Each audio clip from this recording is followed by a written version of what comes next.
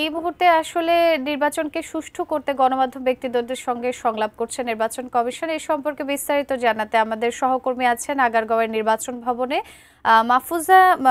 আজকের আলোচনার বিষয়বস্তু এবং কি পরিস্থিতি সেখানে জানাবেন।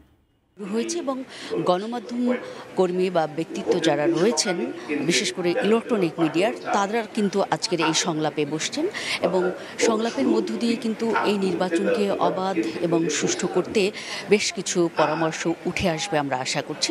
আমরা এরই মধ্যে দেখেছি যে উদ্বোধনী অনুষ্ঠানে প্রধান নির্বাচন কমিশনার যিনি AM নাসির উদ্দিন, তিনি কিন্তু বক্তব্য রেখেছেন এবং তিনি যেটি জানিয়েছেন যে এই নির্বাচনকে আসলে সুষ্ঠু করতে হলে একেবারেই গণমাধ্যম যেসব রয়েছে তাদের পার্টনার হিসেবে তারা দেখতে চান এবং পার্টনার হিসেবে শুধু নয়, সব ধরনের সহযোগিতা, কোথায় কোন ধরনের সংকট রয়েছে এবং কি ধরনের অন্যায় হচ্ছে সেগুলো তুলে ধরতে যেমন অবাধ স্বাধীনতা গণমাধ্যমের থাকবে এবং এক্ষেত্রে নির্বাচন কমিশন সব ধরনের ব্যবস্থা গ্রহণ করবে বলে কিন্তু প্রধান নির্বাচন কমিশনার জানিয়েছেন।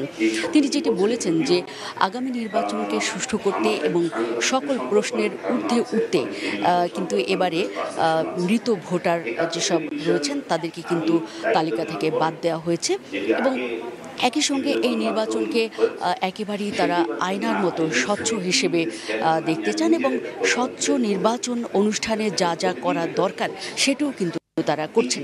এরকম একটি বিষয় কিন্তু তারা আমাদেরকে জানিয়েছেন। আমরা দেখেছি যে উদ্বোধনী বক্তব্যে তিনি আরও বলেছেন যে আগামী নির্বাচনকে সুষ্ঠু করতে সব ধরনের ব্যবস্থার পাশাপাশি কিন্তু যারা এতদিন ভোট দিতে পারেননি, বিশেষ করে জেলখানায় যারা বন্দী রয়েছেন এবং নির্বাচনের দিন যারা দায়িত্ব পালন করেন সেসব নির্বাচন কর্মকর্তা যারা রয়েছেন তাদেরকেও কিন্তু এবার ভোটাধিকার প্রয়োগের সুযোগ করে দেওয়ার যাবতীয় ব্যবস্থা কিন্তু নির্বাচন কমিশন নিয়েছে। এ পর্যন্ত কিন্তু এই ছিল আমার কাছে আগারগাঁও নির্বাচন ভবন থেকে সংলাপ চলার দ্বিতীয় দিনের সবশেষ পরিস্থিতির খবর।